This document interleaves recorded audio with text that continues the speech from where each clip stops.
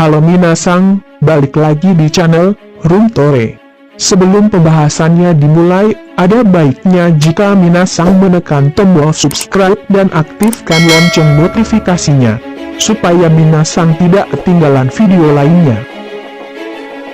Di episode sebelumnya terjadi perkelahian antara geng Toman dan geng Mobius. Saat itu Osanai berhasil mengalahkan Pachin yang merupakan anggota penting Toman. Namun Mikey sebagai ketua Toman berhasil mengalahkan Osanai dengan satu tendangan 360 derajat tepat mengenai kepala Osanai. Dan di akhir cerita, kita diperlihatkan perselisihan antara Mikey dan Draken. Lantas apa yang akan terjadi di episode 8? Di episode 7 kita sudah melihat bahwa Draken dan Mikey berselisih. Toman terpecah menjadi dua kubu, yaitu kubu Mikey dan kubu Draken.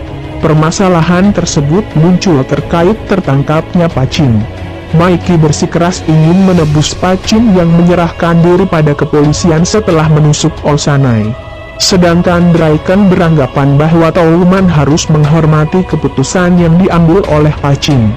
Saat Draken hendak pulang dari rumah Takemichi, di sana Draken papasan dengan Mikey.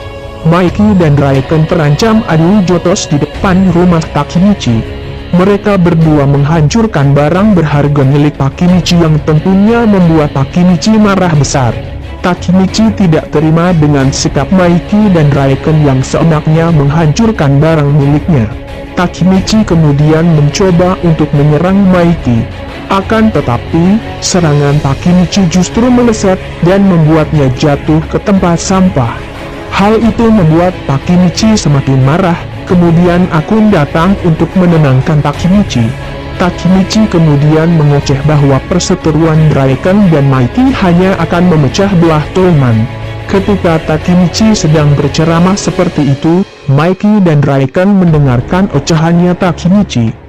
Kemudian Mikey mengatakan kepada Takemichi bahwa di atas kepalanya terdapat kotoran. Dari suasana yang tegang dapat diubahnya menjadi suasana yang menjadi penuh tawa. Kotoran di kepala Takemichi tersebut didapat saat Takemichi jatuh ke tempat sampah. Tidak disangka, justru dengan kejadian konyol tersebut Mikey dan Draken menjadi berdamai. Takemichi berhasil melerai perseteruan Mikey dan Draken. Tentu saja hal itu membuat Takemichi bahagia. Dengan damainya kedua pemimpin Toman, maka Hinata dan yang lainnya akan selamat di masa depan. Saat Takemichi dan yang lainnya berada di lapangan, datanglah Hinata dan Emma. Hinata mengajak Takemichi untuk pergi bersama saat festival 3 Agustus 2005. Takemichi menyetujui ajakan Hinata tersebut. Dan Emma kaget saat melihat Draken dan Mikey kembali baikan. Saat festival 3 Agustus dimulai, Hinata dan Emma kompak memakai baju kimono. Mereka berdua terlihat sangat anggun memakai pakaian tersebut. Saat mereka berdua bertemu dengan Takemichi dan Draken, Emma dan Draken pergi berjalan berdua meninggalkan Takemichi dan Hinata.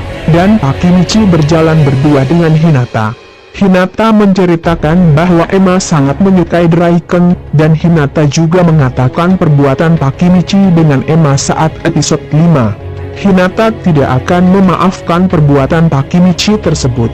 Hinata mengajak Takemichi bermain tembak target, dengan syarat, jika Takemichi berhasil mendapatkan hadiah spesialnya, maka Hinata akan memaafkannya.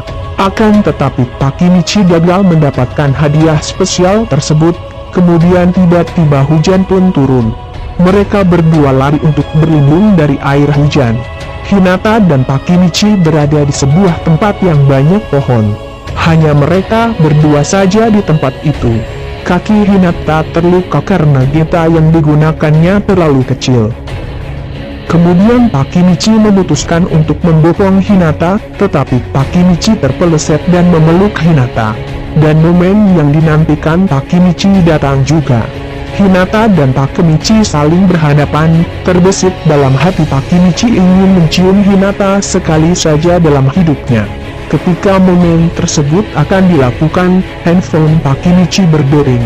Tentu saja itu sangat mengganggu.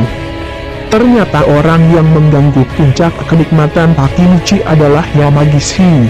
Yamagishi mengatakan, meskipun Maiki dan Draken sudah berdamai, akan tetapi beberapa pihak yang mendukung Maiki masih belum bisa menerima keputusan Draken.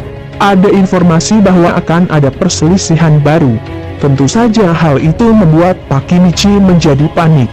Kemudian Takemichi segera mencari informasi tersebut. Tidak disangka, Takemichi justru menemukan Toman dan Mobius dalam satu kumpulan yang sama. Di dalam kumpulan tersebut terdapat Kiyomasa yang berhasrat membunuh Draken dengan pisaunya. Kiyomasa mempunyai dendam pribadi pada Draken. Karena Draken, Kiyomasa kehilangan segalanya terutama setelah insiden sabung orang tersebut. Sayangnya keberadaan Takemichi diketahui oleh salah satu anggota Toman. Kemudian dia membawa Takemichi ke hadapan Kiyomasa. Praktis Takemichi menjadi bulan-bulanan mereka. Kiyomasa yang kejam menyuruh salah satu anggota Toman untuk mengambil selotip. Seketika Takemichi tidak berdaya karena seluruh tubuhnya terikat oleh selotip. Kemudian datang Hinata dengan raut wajah penuh kepanikan. Perlahan Hinata membantu Takemichi melepas selotip tersebut. Takemichi kemudian beroceh kembali bahwa dia tidak bisa mengubah apapun. Bahkan tidak bisa melakukan perlawanan sedikit pun kepada Kiyomasa. Dia hanya menyesali dirinya karena selalu seperti ini. Tidak bisa membalas ketika ada orang yang menghajarnya. Seandainya Takemichi seperti Maiki dan Draken, mungkin saja dia akan menghajar mereka dengan satu pukulan. Ketika ocehan tersebut, tidak disangka momen langka terjadi. Hinata mencium Takemichi. Hinata berujar bahwa Takemichi adalah orang yang spesial baginya. Takemichi adalah Takemichi. Takemichi adalah orang yang menangis untuk orang lain. Takemichi menjadi frustasi dengan sepenuh hati. Karenanya, tidak ada orang sekeren seperti itu, ujar Hinata. Perkataan tersebut membuat Takemichi bangkit. Kemudian Takemichi untuk bangkit kembali dan melanjutkan misinya. Takemichi juga ingin bangkit terutama kepada Kiyomasa yang telah membuat dirinya menjadi pecundang di masa depan. Itulah bocoran spoiler Tokyo Revengers episode 8, kami membahas dari chapter 18-20. Masih banyak kejutan yang akan terjadi. Kami sangat berterima kasih kepada kalian semua yang sudah menonton dan mendukung channel kami ini. Kami mohon maaf jika di video kami terdapat kesalahan. Sampai jumpa dan terima kasih.